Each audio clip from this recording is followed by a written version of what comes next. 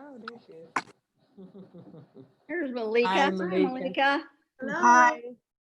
How's everybody? My apologies for being late. I decided to try to make it home quick, so I would be there in the We're building. by glad you're myself. here. Yes, we are.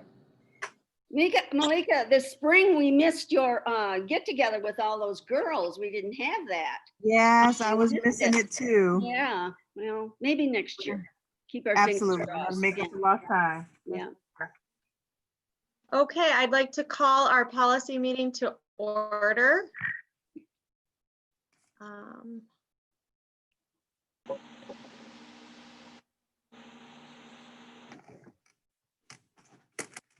And do I have to take attendance at all? Remind me. Yeah, well, we do have minutes. We do keep minutes. So yes, you probably should just, we should take attendance. Just Okay. for our minutes for our meeting. Is Dana on? Somebody taking minutes for this meeting? Yeah. Dana usually is. She's listening. She's an attendee. Oh, okay. So Dana's going to take the minutes then. Okay. Thank you. So we have Kathy Lewis. Yes, You're here. I'm here. I'm usually the one asking for everybody else, you know. Ms. Schottky, Here. Dr. Flores, Present. and Ms. Davis, myself, here. Okay.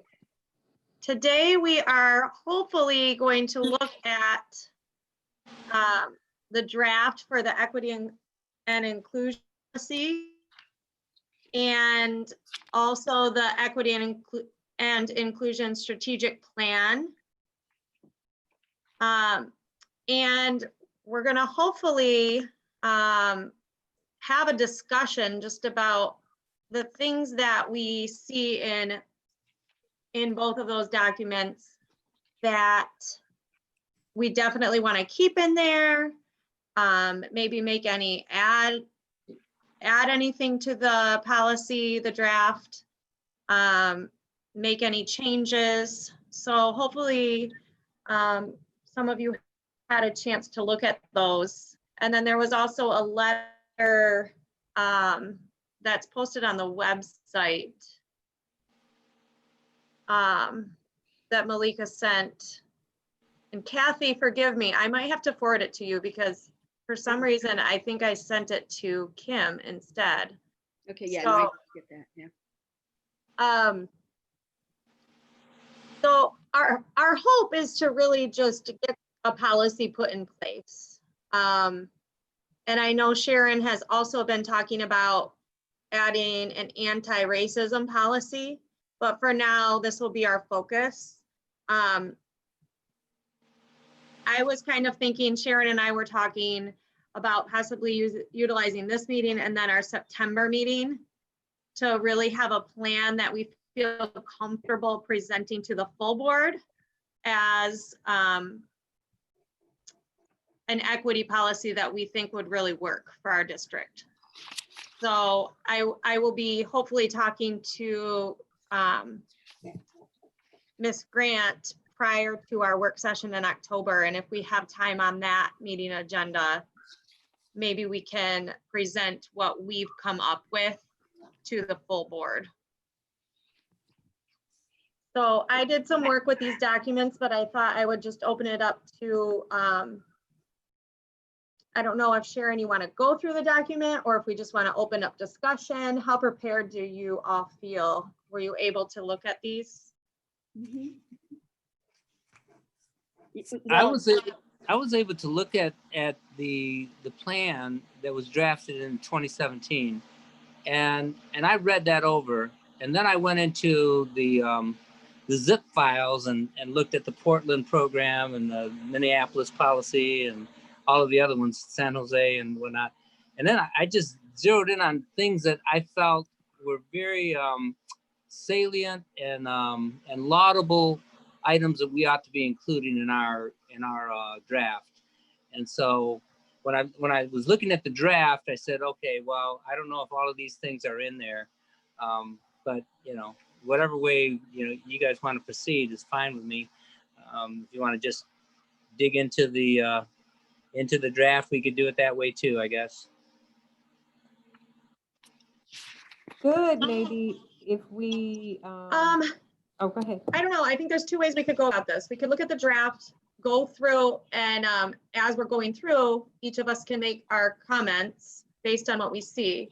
Or, you know, I've written down a lot of things as well, Dr. Flores, that I would like to kind of focus on. So we could just do like a round robin and just share our hopes for the policy, the things that we think maybe need to be tweaked, the things we are hoping will be added. Do any of you prefer either of those? I would like to hear what Jose has to suggest. I would, you know. Okay. I don't know that I have anything. I know that I've read this different times because it's been here before, but Yeah. So So maybe let's do a round robin format then, and each of us can speak to any of the thoughts that we have. And if we have Dana, you know, keeping minutes, and I'll also take notes, I think that could be really beneficial to kind of narrow down where our work goes from here. How do you feel, Ms. Pitts? Oh, no, I think that's great. I'm going to take some notes too. Okay. So that we'll be able to capture these thoughts. Yes, Okay. perfect. So Dr. Flores, if you feel comfortable going first, that would be wonderful. Well, I'm still not clear on how we want to proceed, but let me say this. When I was looking at the Portland Public Schools policy, equity policy, I really liked the way it was formatted, and I like the references in there, and I just highlighted some of those. I mean, some of them are already highlighted, and I didn't know whether they had already been included and referenced in our in our draft of 2017, or and so I need probably more time to analyze those particulars, but I know the wording is very much different than what I saw in some of these policies, and some of these policies have very specific language that I think is applicable to developing an equity policy that really fits our district and our demographics. And I'll give you that, for example, where if you looked at the Portland, I know it's going to be tough going through all of this stuff too here, you know, but if you look at the Portland policy in their letter C, they talk about the district shall recruit, employ, and support and retain racially and linguistically diverse and culturally competent administrative, instructional, and support personnel, and shall provide professional development to strengthen employees' knowledge and skills for eliminating racial and ethnic disparities in achievement. I think that's a very, very strong statement. And I think that it ought to be part of what our plan is. And I'm not positive that it is or isn't in there at this moment without going back and forth, you know, and I made copies of some of those things, but you know, I didn't know how we were going to proceed and just how best to do that. But that one strikes me as very, very important, as does, you know, the need to look at data where it has its opening statement on the Portland school district equity policy. It talks about what educational equity means in terms of raising achievement and of all students and narrowing the gaps between the lowest and highest performing students and eliminating racial predictability and disproportionality of how student groups occupy the highest and lowest achievement categories. Now, a lot of that information is in fact, I saw the common threads of language across the various school districts in the unzipped file that was provided to us by Ms. Pitts, and I think that that there are many quotations like that of in the other policies that I think we ought to look at including, and I can give you more. I have highlighted.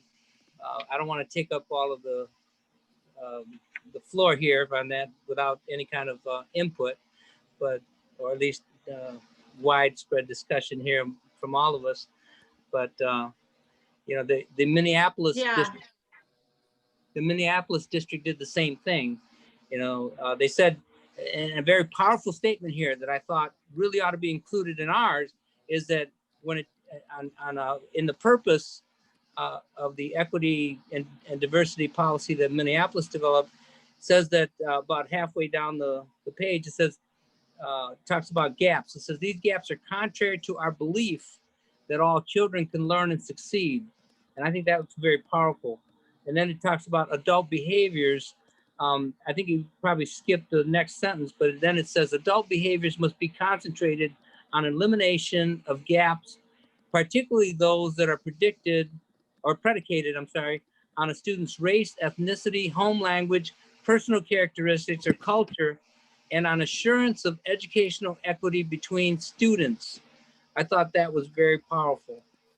And then, of course, it speaks to also, having the board of directors and the superintendent conduct an equity and diversity impact assessment on all future policies, which I think that's important too, that have an impact on student learning and resource allocation.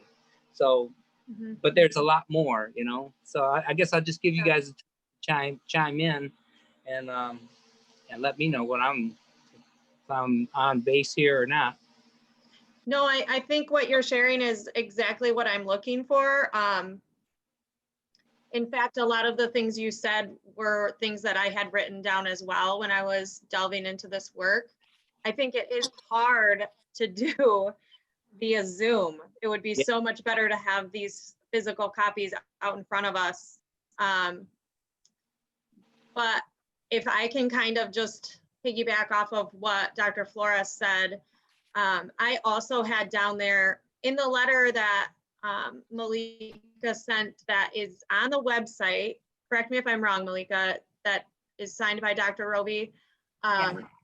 There is mention of an equity audit that will be done. I don't know if it says annually, but I'm hoping we can add that to the policy, that's something that the board will hold the district to, having it be a regular thing, be it annually or biannually or whatever. I think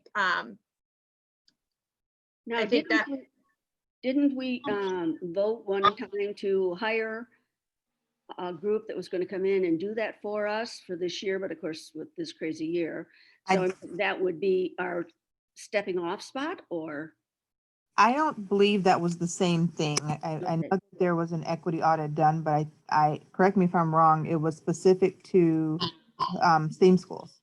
Yes, that's right. The equity audit that's being done now is around the theme schools, and that will be presented to the board, I believe upcoming shortly.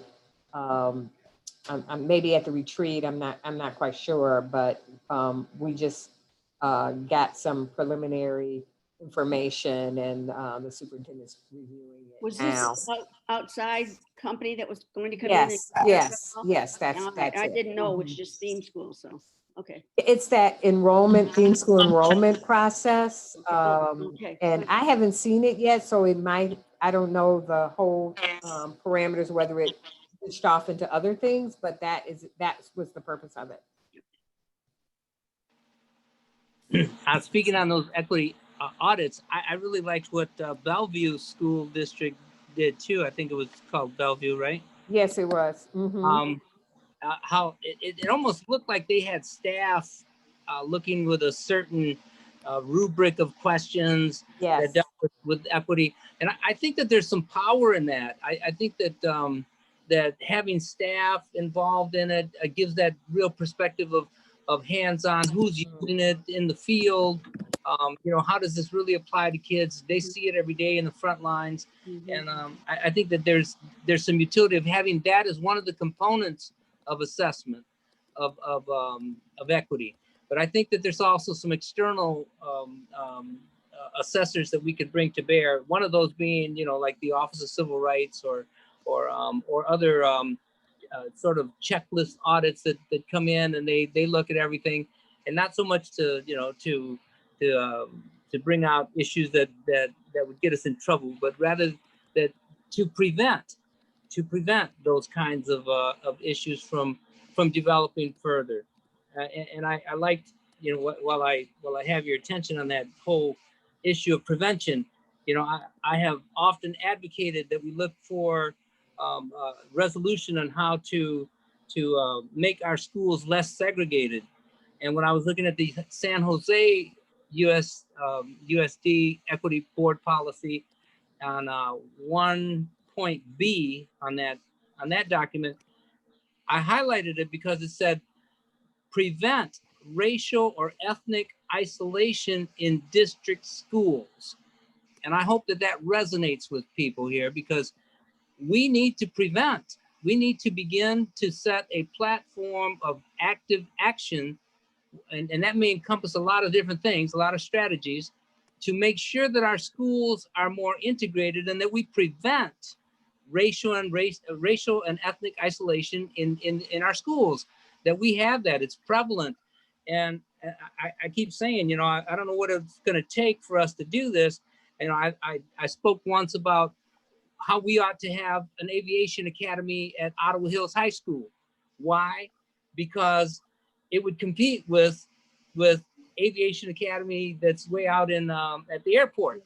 You know, I mean, maybe ours would be at the airport, in part at an Ottawa Hills High School type, you know, facility that would attract more students of diverse background and therefore integrate our school.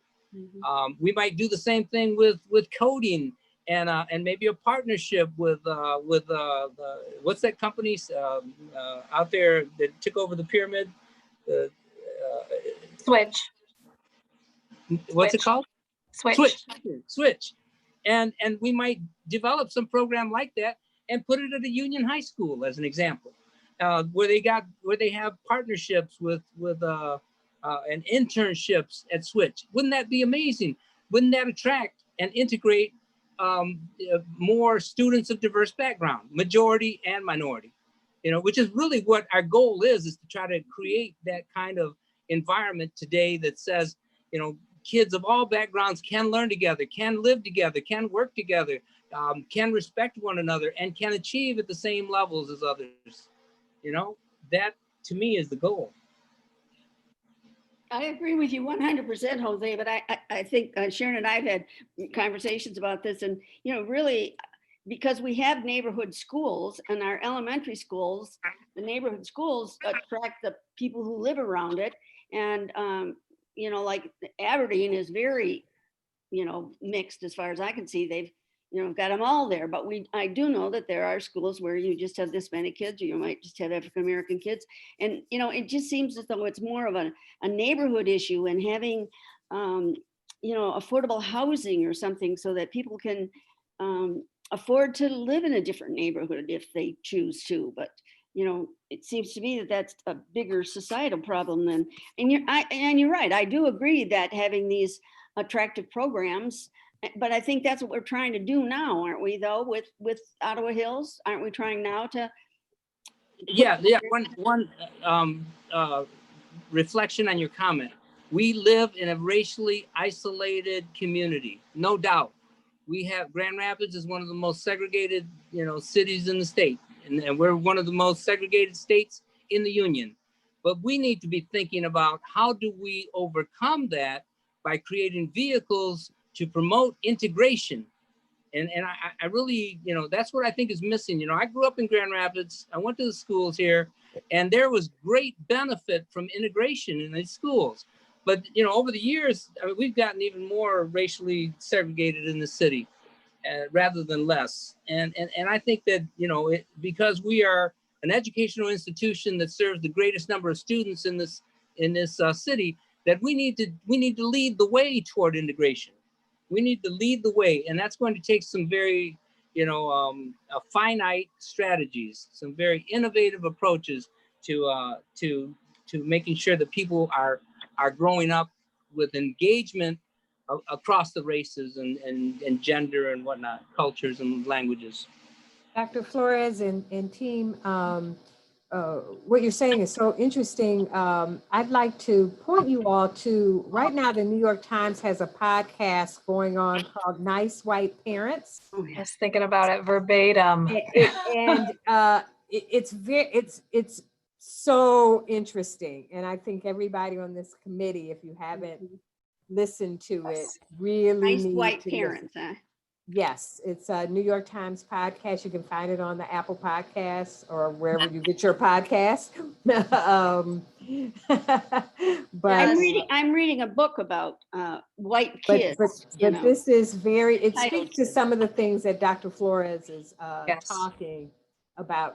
Ms. Shaki, you have obviously been listening to it, huh? Yeah, goodness. I've been thinking about the unintended consequences of magnet and theme schools. I've Yes. been thinking Yes. about how, oh gosh, in episode 4, they compare and contrast the two schools, the academy that has more of that authoritarian approach than the academy that really is more equity-based, and how that principal is infusing that into PTA, into, it's more than just what is the policy, it's Right. how does the policy create action Right, into the right. school, and what is the intent, and do we have buy-in?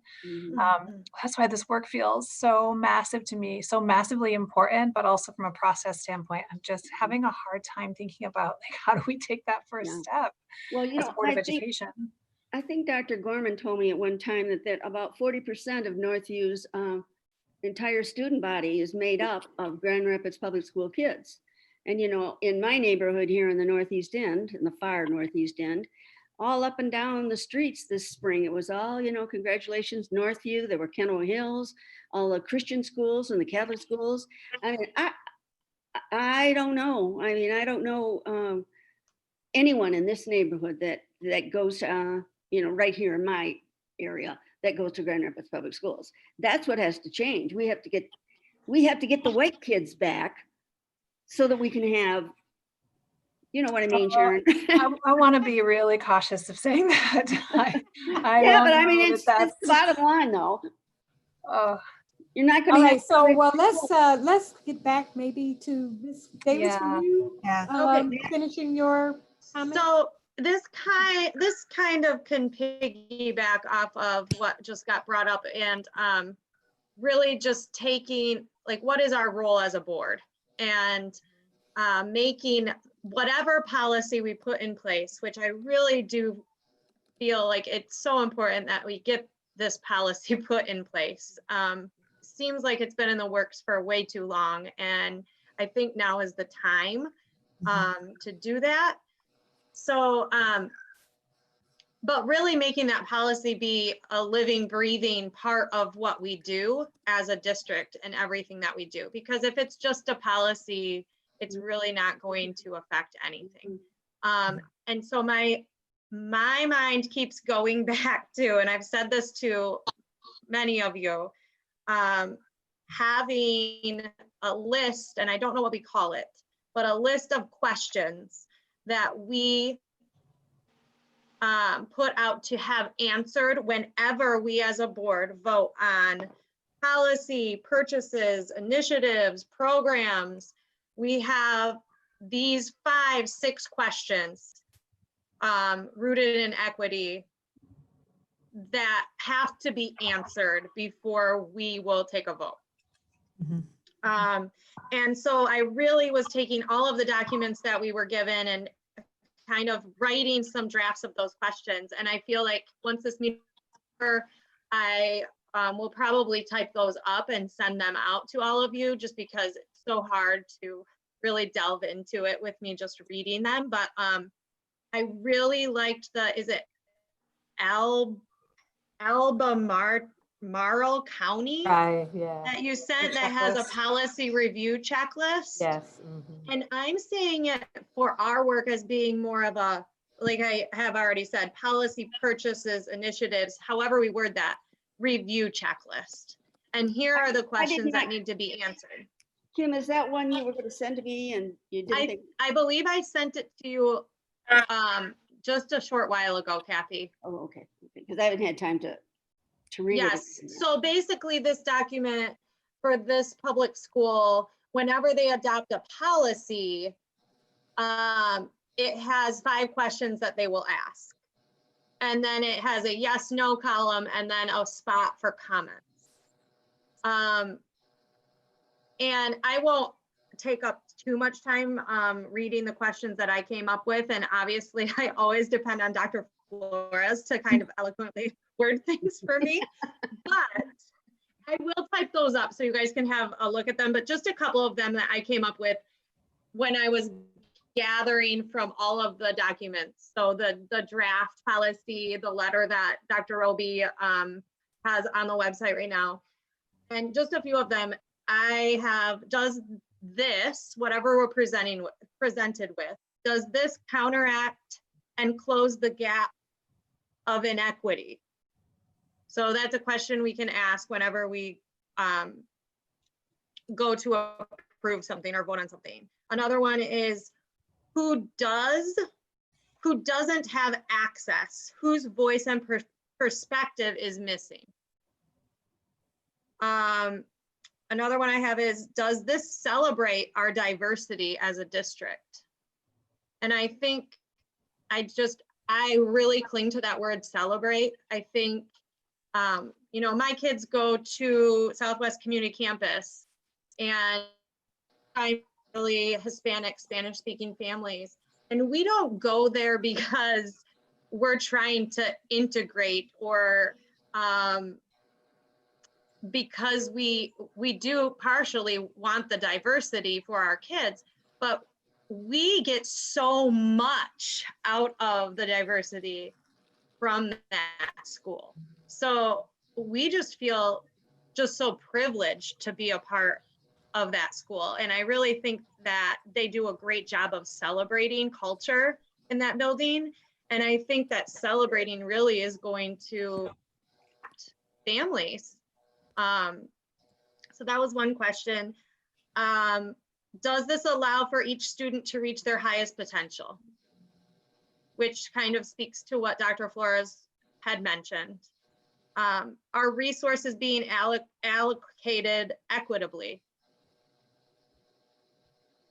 Does this, whatever we are being presented with, reflect and meet the needs of the community we're trying to serve in a culturally responsive manner? Are cultural biases being addressed? So those are just the questions I came up with. I told you I wouldn't read them all to you, but, and then I think after asking those questions, I got this from that Albemarle County review. Their number 4 on there is, should changes be made to make this, whatever it is, more equitable and inclusive? So once we've answered those questions, if we can't answer that final question with, no, we think we addressed everything, then maybe we shouldn't be voting for it. That's kind of how I see like our work, like having some specific questions that we know we address every time we're making an important decision. I like that, Ms. Davis. You that's part of, I think, what we want to include in an overriding policy structure, and then they have the assessments, and then you have an ongoing, how do you ensure that we're eliminating policies and structures and practices that perpetuate inequities and contribute disproportionately to access and outcomes. It's not my language. That's off of the Cincinnati report and their equity plan. But you take those same structures and what you want to ensure that we are creating in policy, those become then checklists for us as we actively engage in implementing new policies or in reviewing existing policies to make sure that they meet those policy purposes that we've established. And Yes. So in a one-pager, I thought that the Cincinnati equity policy has a lot of that. And so that's why I quoted it just now to apply to what you're doing. And what you're on track, I think we need something like that as part of our toolkit to evaluate whether or not we're meeting our benchmarks, if you will. Yeah, and I think when we write this, when we approve an equity policy, in the equity policy, it just needs to have a statement that whenever the board is voting on whatever, they will reference the equity review checklist. And then we Right. need to make such a checklist. Okay, Right. so can I interject and kind of point you to one of the documents that was shared with you? So in the folder were district's policies that I referenced when drafting the one that you have there. So you have a short version and a long version of the policy. And so Dr. Flores, those statements that you pointed out with such a keen eye are then referenced in the short version, which the policy statements, and that's where we would need to add. And some of the language is also in the longer statement, which has our beliefs. It has the definitions that we believe that need to be in there, and those could be tweaked. But if you look at the short policy, I think that could probably give you a jumping off point. Because as I said, I included those in the folder because those districts were the ones that I referenced when drafting the policy here. So maybe that's kind of where we can dive in there. And so then I've been kind of jotting some notes down. And in addition to the policy, and as a part of that policy, referencing the 5 questions or the how many ever questions that we talk about, I wonder if it is even appropriate. So we have now started an equity leadership team. If that's something that we could have in policy, that we would always have a team who would come together to stay current on all the latest research, who could be the team who would help with the equity audits. My team and I are beginning to read a couple of books on equity audits because it is important, Dr. Flores, I agree, that we have some of those audits that emanate from the inside out. And it's something that can be in the culture of the building at the building level. So as they are looking for these things on a checklist, if you will, it will be something that becomes a part of the conversation of the building and not just something that's done once a year. But then the equity leadership team could also help with reviewing policy or things that come across. And so those are the 3 things that I want to add. But I think maybe if we look at that short version and then lay it alongside the letter from Dr. Roby and see kind of what's missing, and then what's missing from the points that you guys identified in those districts. And that might be a good place to start as far as writing, drafting the policy that can be submitted for review. May I also ahead. say, Ms. Brown, that I just did a cursory reading of the draft and not really understanding where we were on that. And I apologize, I missed your presentation too. I was absent. That's okay. But it is excellent work that you've done so far in this draft. I just been speedily moved forward and tried to review all of these other examples that Ms. Pitts gave us, and tried to zero in on things that I thought, oh, these are definite things that I'd want to make sure reflected in your draft. And and so with that said, I want to make sure that you understand I'm comfortable with doing what you're suggesting too. Yeah, I think it might kind of maybe help us move a little towards where you want to be. Malika, what's the difference between the short version and the long version in your mind? What were you thinking? Was it just so that we know, kind of the long version could be a policy too? I mean, there could be a short, or you could have just a 1 page, or you could have, depending on what. But I just wanted to know in your mind, what were you thinking? Yeah. So the short version actually takes those statements out with a couple of introductory paragraphs. And these are the things that need to happen as policy for our district. The long version adds in some demographic data. It talks about why we have to have this policy. It gives some what we believe as a district and the beliefs that we espouse as a district. And that one begins on page 2. And so it's a little bit longer, and it kind of takes that policy and sets it in context of what we believe, who we are, who we serve, and gives some background definitions for those who are reading it. And then it finally gets to the end, and under Roman numeral 8 on page 6, it talks about the responsibility, and that those are actually what I propose to be policy statements that we could look at maybe to turn into policy statements. Well, I didn't get all of those other things. I just had the long and the short. So all of the things that you've referenced, like these things from the other states and cities and Yeah. stuff, I don't have any Yeah. of that. So I don't know. Was We'll that? make sure was it you all- get that. We'll make Okay. sure you get all Okay. all of that information Okay. after this meeting. So maybe when I see that, I'll have Mhm. a clearer idea. Because I read both of these, and I don't know if you have presented this to us before, Ms. Brown, or if we just talked about all these things, but they seem very familiar to me. so- Familiar, yeah. I think yes and yes is the answer. Okay, all right. Yeah, I think the responsibility section is definitely on point with some of the things we've already been talking about. I'm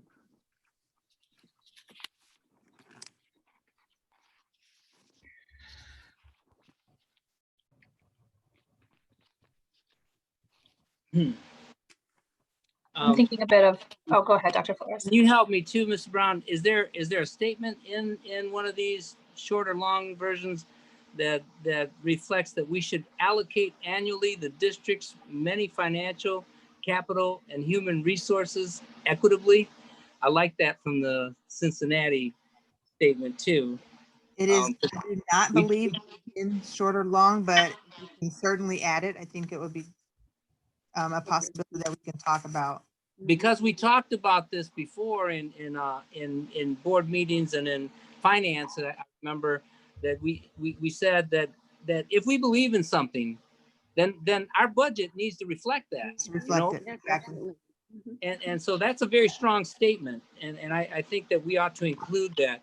And then another strong statement, if I can find that real quick, I think it was in the Minneapolis one that deals with, yeah, it says G on page 4 of 6, which, the Minneapolis policy is fairly long. It has its definitions, it has its purpose, it goes through responsibility and whatnot.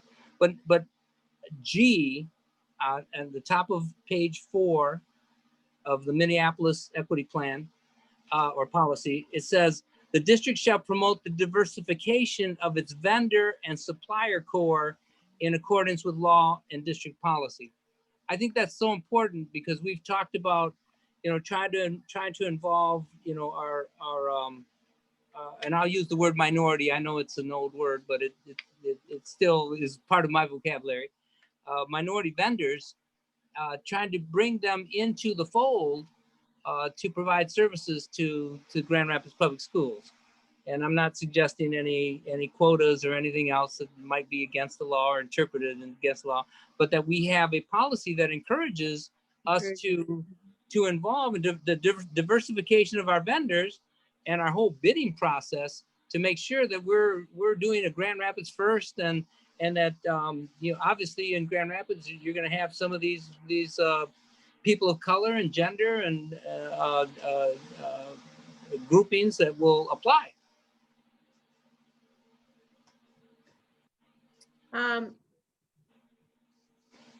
And I almost feel like this responsibility section that mirrors what I'm talking about with having some sort of equity review checklist of questions. So I'm wondering if maybe just another bullet would be that the district will complete an equity review checklist prior to presenting to the Board of Education. It's kind of like what we, on academic committee, if you guys can remember to last year, we came up with a checklist that needs to be filled out whenever they present an academy. And it doesn't have to be where we're at a board meeting asking every question, but just so that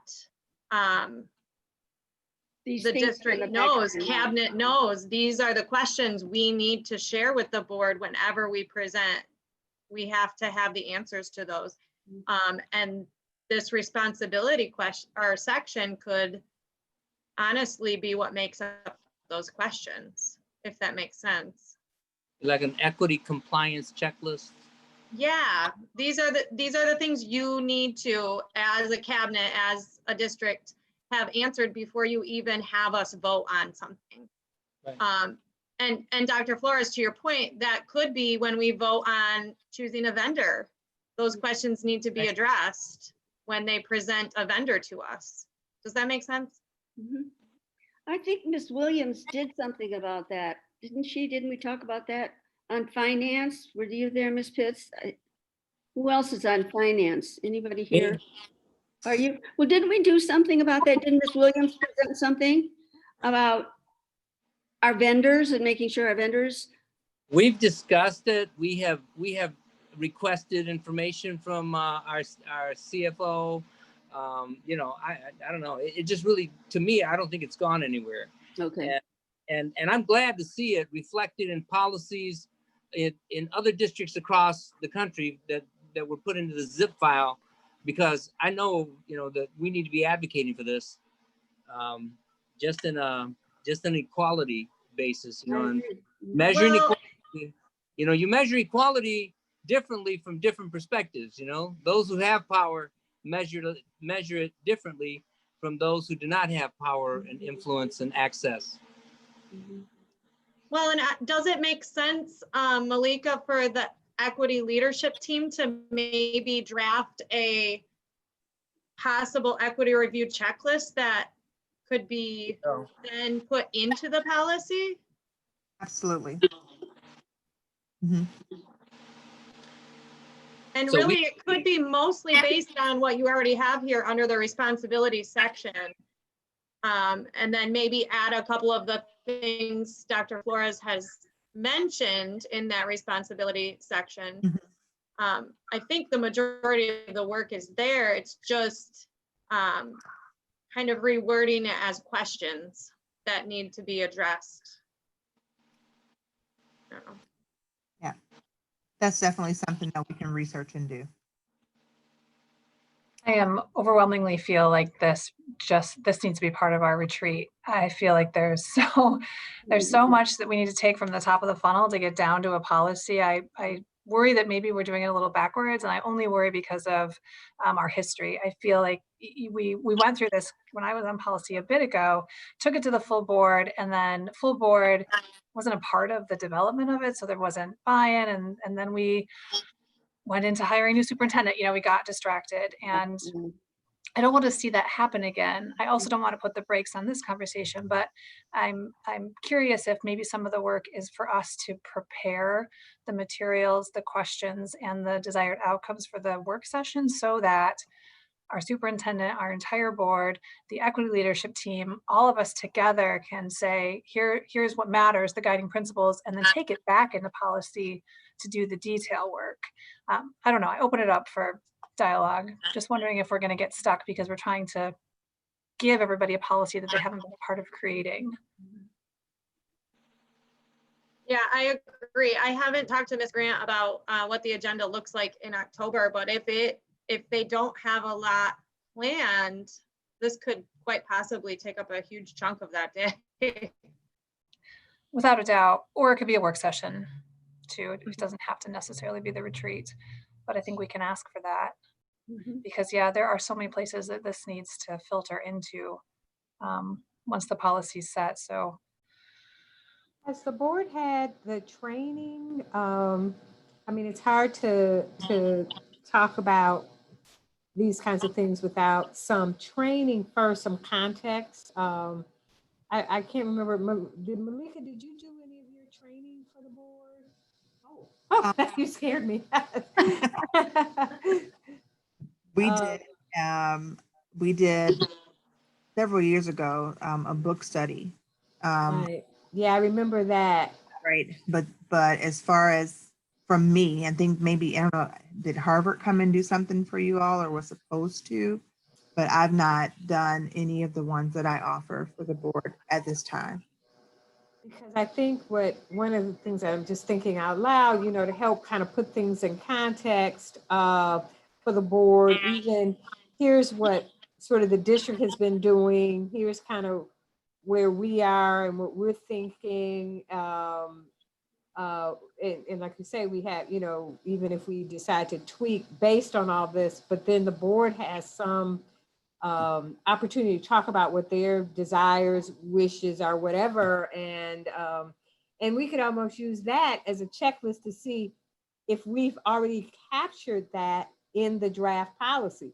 So, whatever those things are, oh, check, we've got that, check, we've got that. So that when we bring it back to the full board for a vote or for a fuller discussion about it, we can say, hey, and here's where we hit this point that you all said was of value. So maybe that's a way of doing it both, not throwing this work away, having this work, because then it will be able to turn it around really quickly, perhaps even at the next board meeting after whatever that retreat or that work session is, to have a fuller discussion, say, here's the work, here's the result of that work. Just a thought. I would love to get a little bit, yeah, if that gives us a little bit of a roadmap as to what we should be doing committee, that would be wonderful, because right now this feels so huge. This, I think that we have in Ms. Brown's work, we have the working document.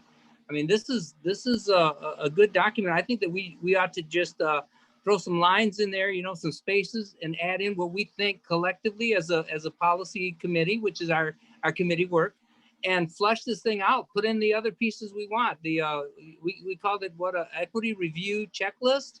You used, Ms. Davis, the term, and then we incorporate that. We develop it.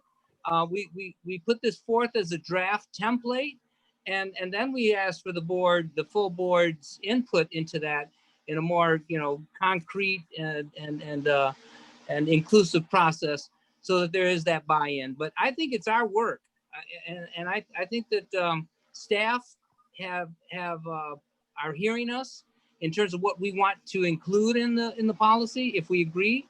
And I think that we ought to just give them some more direction and put another coat of polish on this draft and call it the draft 2.0, and let's go.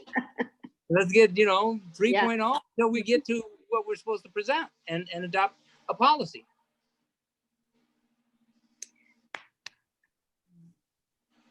I'm certainly willing to support wherever I can. I can be your research arm. I can do trainings with you. We can have conversations. As far as tweaking the iterations and finding things, here I am. Use me. Well, once I get a hold of all of these other things, I might have some ideas, but right now I just had these two pieces that were sent to me, so I don't have the other things. But it sounds to me like many of the things that I've heard here are things that we could easily add to what we have here. So Yeah, and I think it's hard to do without hard copies. I don't know what the next steps are. Well, I don't yeah, know. maybe it's both. Maybe it's exactly what Dr. Flores said. So perhaps we take the next month to dive into the inclusions that each of us as a policy committee member would like to see.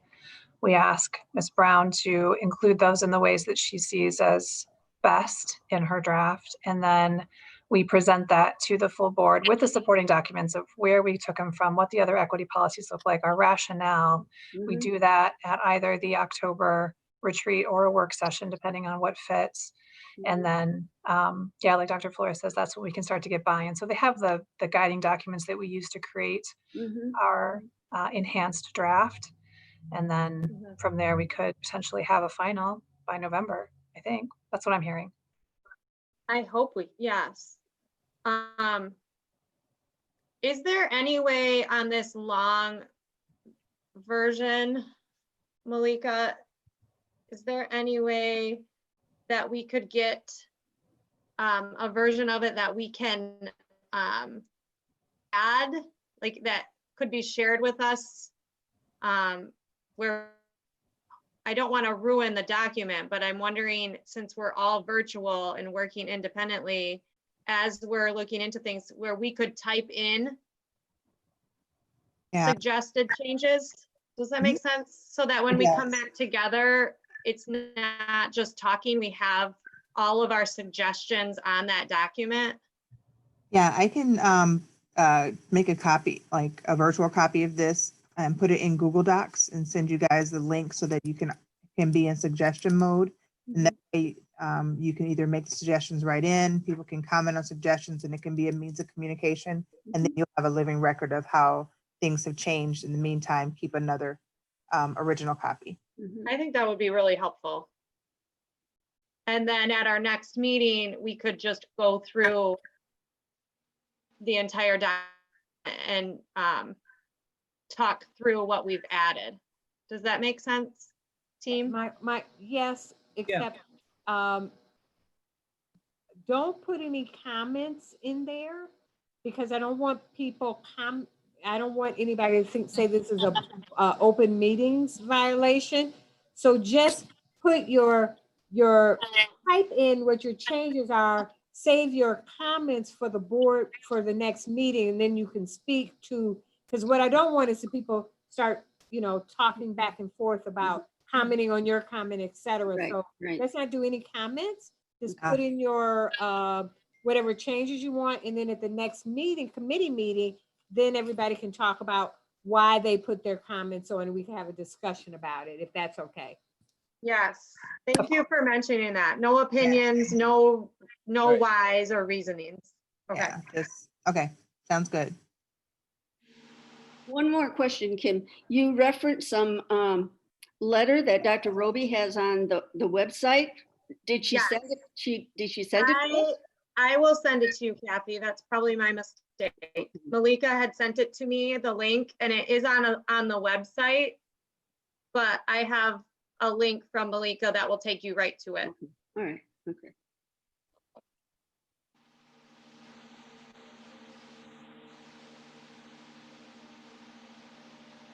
So do we feel like that's a good stopping point for today? Mhm. Yeah, Yes. I'm comfortable. okay. Then I guess I will adjourn the meeting. Malika, I'll get with you and we'll work together to. Perfect. Yeah, Okay, sounds Okay. good. Thank you. thank you for very all much. your comments, everyone.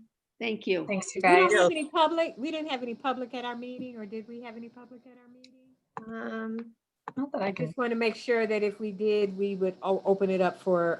Dana reports there was no one signed up for public comment. Okay, thank you, Perfect. Mr. Moderator. Thank- Okay. Bye, everyone. All right. Thank you, guys.